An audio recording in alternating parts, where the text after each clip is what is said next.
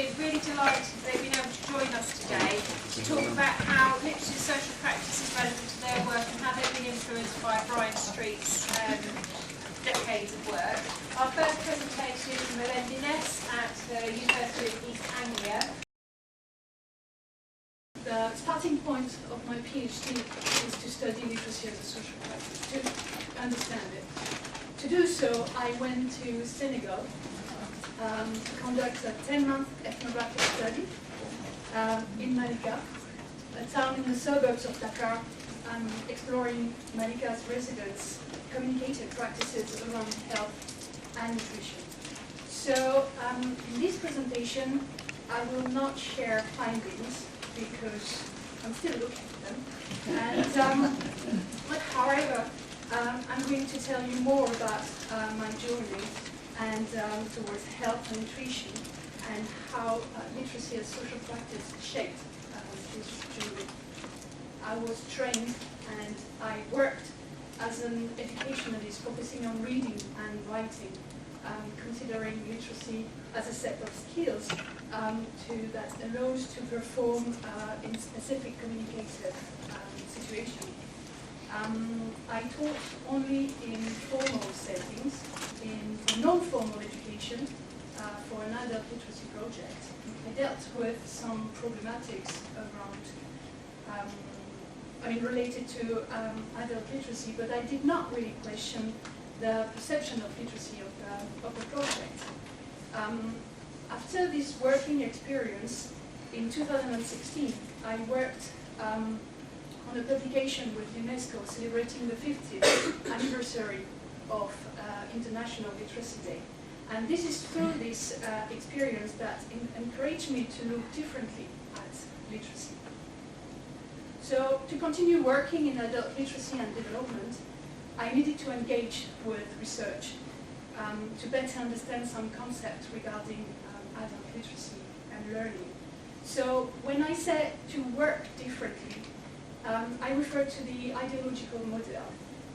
That is to say to be more sensitive to cultural and social dimensions, new ways of understanding and defining what counts as literacy, questions around gender roles and gender relation, and also power relations. Adopting ethnography was in my original project for the PhD. I wanted to explore the experiences of learners in the Senegalese adult literacy program called PENEJA. This program officially includes information communication technologies in their curriculum. So the idea was to observe mainly women, using the mobile phone by bridging the digital practices in the classroom and those in their everyday life. But after a scoping visit in Dakar in 2018, I was not so convinced anymore about exploring digital literacy with linking it with the adult literacy program, because it seemed to be like very instrumental, the use of the mobile phone in the class, mainly using its functionality, like how to text a message, how to add contacts or things like that. Not so much like what I thought it was. So I revised my research and gradually I expanded the research scope, expanding it beyond the adult literacy program.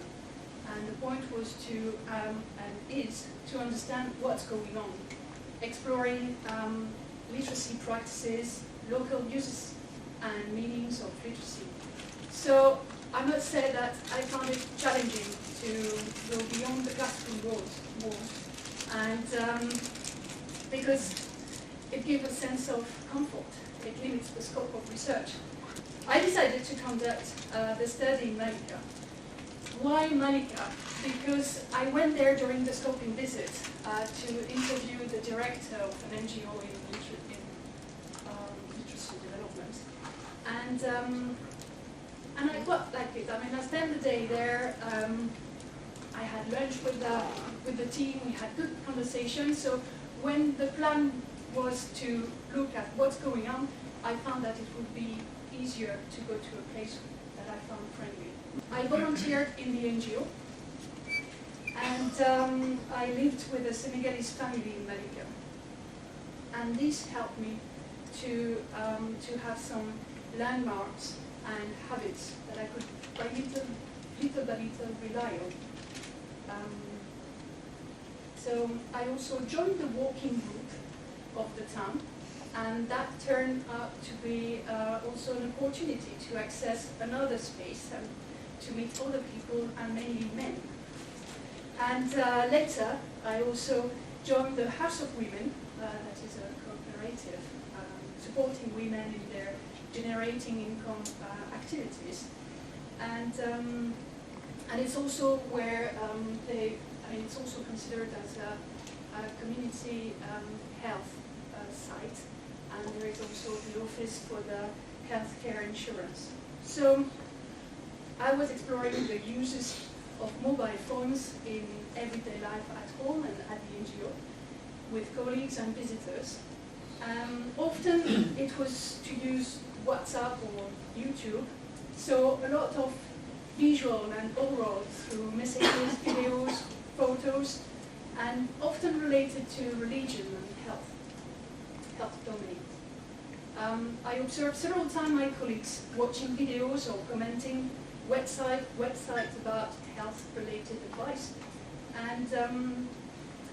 And surprisingly, one morning, a student of the NGO was unconscious, and nobody panicked or questioned her state of health. It seems that for most of my colleagues, the problem was spiritual, so they would have told me, well, it's an African problem, you can't understand, or you don't want to understand. At the health center, the student was told that she had malaria, and at the NGO, and apparently also at home, it was said that she was possessed. So maybe part of my concern regarding health influenced my interest to explore certain beliefs and realities.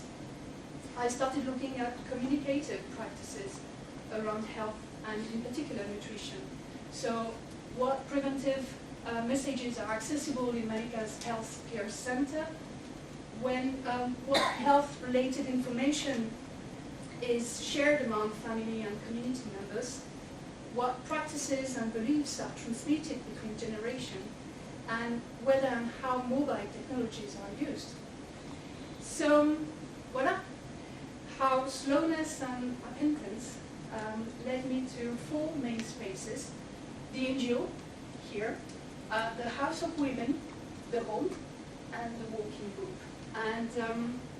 And this is where I could observe patterns of behavior and activities, and now I'm analyzing these patterns.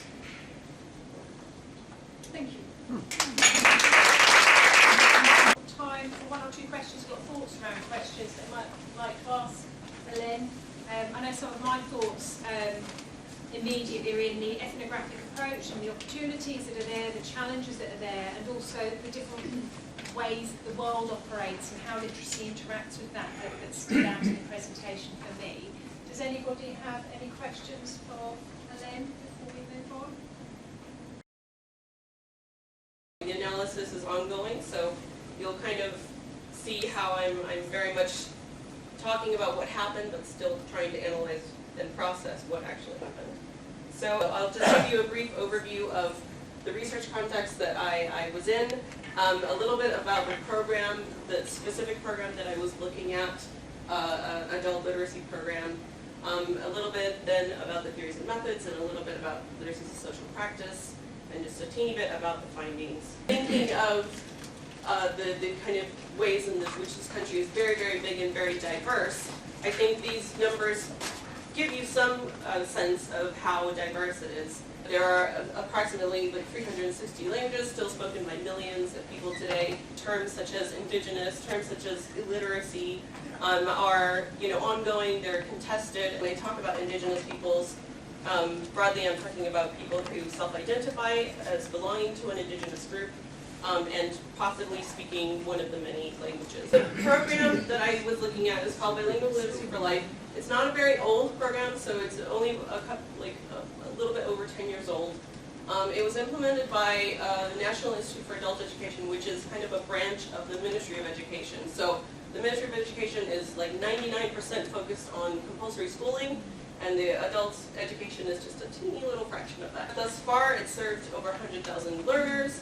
They've developed materials in over 60 indigenous languages, still ongoing.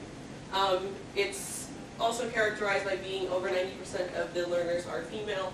It was kind of the first program of its kind to create an access route to basic education in these languages, whereas many educational policies and interventions in the past had been very much pushing towards a kind of assimilationist, well, you know, we're creating this new national identity post, you know, independence, post revolution, we're all going to speak the same language and blah, blah, blah. But it wasn't like that, because these groups that had been there very long before, who had survived the kind of colonization period and everything, it was still very difficult from a planning educational perspective. How do you take this into account? And I argue that this program was kind of pretty much the first official government recognized one that started to acknowledge basically that this diversity existed. What was I looking at though? What was I interested in? I wanted to know who was participating in the program. I wanted to know where this was happening. I wanted to know what was happening on the ground. I wanted to hear from their perspectives what literacy meant to them. I'm thinking of literacy as this huge concept, but it's not, literacy doesn't happen in a vacuum. Literacy is not just one thing and then, oh, indigenous people think literacy is this. No. So I wanted to know what kind of the meanings and uses literacy was for them. I wanted to see kind of the benefits and challenges of the program according to them and their lived experiences. How has this helped, or what is hindering progress, or what's happening? If we're talking about social transformation is a tricky kind of concept as well. My visits was limited just to the scope of visiting these programs. I wasn't able to spend very long in these communities. It was kind of a multi-sided ethnography in the sense that it's not extended periods of time in one place, but drawing from some of the tools that ethnography has given us.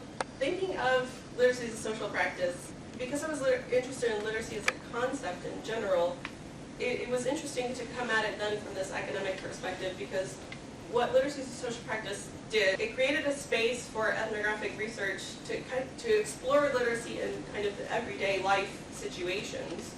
And it gave me kind of a language to talk about things that I hadn't necessarily thought of or reflected or had, because I also had a background of adult literacy teaching. The people I talked to in I did the interviews were facilitators and learners, and so it was from their perspective. This is where I went. I went to 3 states, 15 different communities, and I did semi-structured interviews. So with learners, facilitators, and then focus groups. But these are just some of the things that are emerging.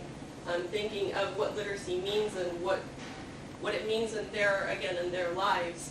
And this was from a facilitator who was talking about it being a tool, and that if you don't know, there were a lot of kind of metaphors. There were people talking about your eyes being covered or your hands being tied, or literacy is like, it wasn't seen as like, oh, it's a nice thing. They were like, no, it's so you can defend yourself to like people who want to trick you.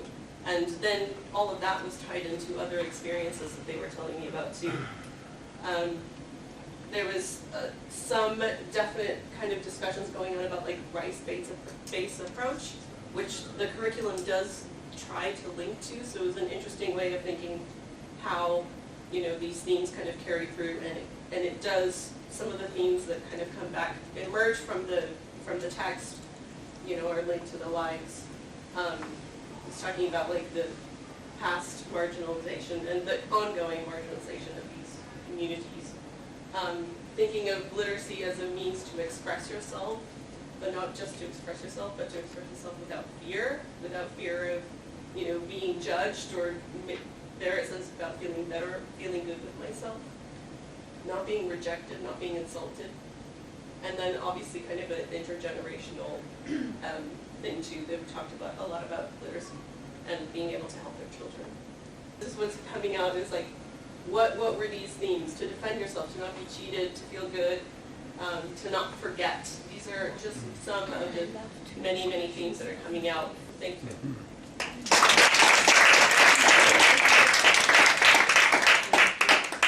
Thank you very much, Lorena. I know what that raised for me was the idea of literacy across society being used to perpetrate power structures, Yes. As much as control them, and also the idea of there being, one literacy as opposed to many, many different types of literacy. I don't know if anyone in the audience has got any questions at the moment they'd like to put to Lorena, or we've got an opportunity later. Katie? One thing that, this is something we were talking about over lunch, this feeling good about yourself, Yes. which again was mentioned this morning as well by David, and that thought that this is not about gaining skills and practices that other people see you as being able to do, and therefore they label you, but this is this idea of labelling ourselves as something different, having acquired these new practices. So thank you for hearing that in there again. Yeah. Yeah, there was, it made me, reminded me of something another participant said, and like feeling good about yourself was, a lot of these people, the ages kind of ranged a little bit, but a lot of them were over 50, kind of 60s, 70s, even 80s, the learners, and one of them said, everything that I didn't get to do before in my life because I was raising my children, because I was blah, blah, blah, she said, now I get to enjoy it, and it makes me feel really good. And so, again, we have to think about, like, it's not for the purposes, a lot of people were thinking, like, for job prospects, but a lot of people were just thinking, like, just to feel better about myself, and to reclaim, so then again, you think of literacy in the different languages, to reclaim, possibly, their original language, so. Thank you very much, Lorena. I've got two universities beside my name, so I'll explain that first of all. I am actually a part-time PhD student at Lancaster, and my full-time job, in fact I'm a spare-time PhD student, someone told me. My job is as a teacher educator at the University of South Wales. It really meant a lot to me when I moved from being an ESOL teacher and literacy teacher in adult and community education, and I moved into a university and started being a teacher educator. And culturally it was such a different kind of place to be in, and I felt I was kind of sucked into this world of academic literacies. And it was discovering the work of Mary Lee and Brian Street that was so fantastic, because it allowed me to look at the kind of academic literacy that I was having to deal with from the kind of ideological place that I felt I had inhabited as a literacy and ESOL teacher. It acknowledges our different aspirations and communicative purposes. For example, obviously in teacher education we have particular aspirations and purposes for writing, because it's about forming, developing as a teacher. And it was great to be able to think of that rather than think of some kind of abstract essayist literacy. The academic literacies model suggests and acknowledges that the diverse student identities and orientations towards academic writing are really, really key and worth thinking about very carefully. And for myself, working in a post-92, a 1992 university, which for those of you not in the UK system, that means the newer universities that are the non-elite teaching universities that are often, they have a lot more working class students, and they serve the community, and that's where I'm based. It's absolutely central to what we do, trying to make sense of being in an academic world that was perhaps, as David said, the educational world is set up with a white middle class paradigm in mind, and of course universities are even more like that. And so this is a very important insight for us, I think, that we can think about identities and power relations, and ultimately it offers the chance for us to truly widen access, not just get more types of people into the university, but actually get their voices heard and include them properly. in transforming the university. The work of Brian Street and with Mary Lee certainly allows me to think about those things. Unlike my friends who've been a long way away and come back, I just stayed where I was and looked in my own backyard. So I'm looking at writing, particularly academic writing, in post-compulsory teacher education. So this means I train teachers who are preparing or are already working in further adult and vocational education. So that's post-16 sector. It's a very broad and diverse sector. It's, in terms of curriculum, you've got people who are there who've come out of school with no qualifications, who are perhaps retaking qualifications. You have some people on the university pathway. You have adults who are coming back into education after a long time away. They might be doing an access course. You also have people doing professional courses. So the teachers are on our courses, the student teachers on our courses are also very diverse. They're doing all kinds of things. So what I'm interested in looking at is exploring what teacher educators and student teachers see as the purpose and value of academic writing. Now, I used the term academic writing, but in fact, when people started talking about writing, actually we started talking about all kinds of writings. Not just academic writing, but the writing that teachers do. And I'm also interested in exploring the expectations and judgments about academic writing that tutors have.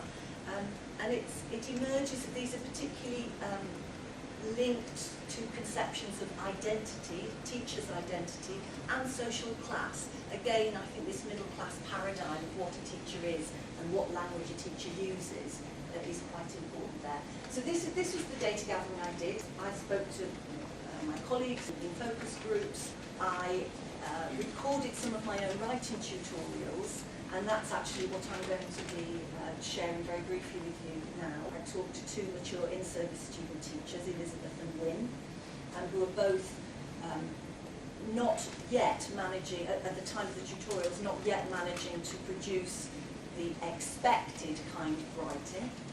And then I also interviewed student teachers. And this was very much, these student interviews were really shaped by, or inspired perhaps I should say, by the work of Barton and Hamilton, particularly their foundational study, Local Literacies, which opened the world of what literacies people do in their everyday lives, at least for me. And so I actually interviewed students and invited them to tell me about their writing lives, and so that was a lot of fun. I'll share a little bit of that as well. So these are the two in-service student teachers. We've got, they're both mature, so we've got Wynne is doing a Cert Ed. They're both at the older end of the age group, people who come on our courses. They're both in service, so they're both working. But they also are both very positive, actually, about reading and writing, and both see themselves, well, I would say that Wynne sees herself as a reader. In the interview, she very much presented herself as a reader, and Elizabeth presented herself as a writer. They both said they loved reading, but they didn't see themselves as having come from any kind of deprived background. You know, there was creativity in their childhood memories and their family memories. And they both said they quite enjoyed writing the assignments under discussion, but they only just passed. The narrative after that about both of them changes a little bit, what they shared with me. Wynne was positive the entire time, talking about loving childhood from loving reading from childhood onwards. She left school and had a 30-year career in the hotel and pub industry, but left to do an MBA aged nearly 50. And she talked about how proud she was of reinventing herself and how confident she was as a student, and actually how she quickly dropped into the idea of doing academic writing. And she's been teaching for 7 years in a large FE college as essential skills tutor. Elizabeth remembered that she had trouble with English at school, and there was a teacher who said she didn't think she was good enough to get a university education. And it was very interesting when I'm talking to student teachers, it's not uncommon for people to have old memories that they still carry with them about teachers saying things about them, or judgments that were made about them. And there's a lot of kind of shame narratives actually that came out. She stayed at school till the age of 18 and went to a polytechnic. She's taught abroad as well, and she's currently teaching. She's working outside of an FE college in the community. There are very different levels of confidence. You can see from these comments, Wynne is brimming over with confidence, and actually, this is quite an interesting comment she made. I didn't mind what the grade was. Now, it was a bare pass, and in fact, the academic side of it didn't fail. I didn't mind what the grade was because I'd enjoyed the learning. Oh yes, thoroughly enjoyed it. There's a nuance there, which is it's fantastic that she's learning for it. She believes in learning for its own sake. Your judgment is not so important to me. Elizabeth shared that she was slightly, not so confident and thinking, I'm the oldest person in the group, why am I doing this? Am I good enough to do it? I recorded 2 lots of writing tutorials, and they were quite extended writing tutorials. They were about an hour each. So with each student I recorded 2 hours, more or less, of writing tutorials, where we looked at texts. Sometimes we rewrote part of them, and this was kind of general discussion. One of the themes that kept coming through was talking about the guidelines that I'd given. And so producing, interpreting and discussing the guidelines and the assignment briefs is something very important. Wynne here is talking with heavy irony. I knew I was right because I had these frameworks. I'd really tried very hard to be transparent and explicit, but clearly it still wasn't working. I'd explained, we'd done preparatory exercises, we'd discussed the assignment together, they brought drafts to the whole group. But still, it was only at the point where they'd actually produced some writing, and then we sat down and talked about it, that I could understand what they had understood or misunderstood, and they could understand what I was saying. Teresa Lillis has written about academic literacies, again based on the work of Brian Street. She cites him a lot. And she talks about non-traditional learners or working class mature women that she was working with at university, having convergent and divergent desires for meaning making. So there's a sense of tension. Students want to do well, they want to meet requirements, but they also want to be themselves and can feel constrained and hemmed in by what we're asking them to do. And that was certainly the case with Elizabeth. She had this mix of, she was trying to follow my guidelines, but actually her preferred style was to write narratively and freely, and she felt like she loved writing about her learners, she loved writing about teaching a learning experience. She found it very uncomfortable to be asked to slow down and structure and write about particular things and reference the literature. A major difference between academic and non-academic writing is using the literature, and that's something that Wynne was actually kind of resisting. She was resisting my idea that you had to use quotation marks and that you ought to embed it into your own ideas and your own voice. And she was saying, actually, I didn't want to, I just wanted, it was, she's talking about Paulo Freire there, and that quote is fantastic, it doesn't need any of me, I just want to put it there. In Lillis's work, she introduces this idea of different kinds of dialogues around text. Which is also dialogues of participation. And I used this as a framework to look at my data. And I found that, as you can see, that I thought about how those models of talking about writing fitted my tutorials with Wynne and Elizabeth. I thought about which ones were very tutor-centred, which ones were more student-centred. And in my tutorials, there's definitely an additional kind of dialogue, which is different, and I think that's because talk, as well as literacies, are socially situated, and our talk is situated in a teacher education programme. And I do think that is a different culture from many other academic programmes. There's a sense in which we're all teachers, and there was a lot of either collaborative talk or resistance, depending on how confident the students were. Thank you very much, Rachel. I was quite struck in that about the idea of literacy practices and their interrelation with formation and professional formation, and also the idea idea of literacy as a process, or lots of different types of processes, and the idea of literacy as product, an end product. Whether anybody else has got any questions or comments for Rachel? All on the spot. We're all going to break up into small discussion groups to think about where forward for literacy as social practice.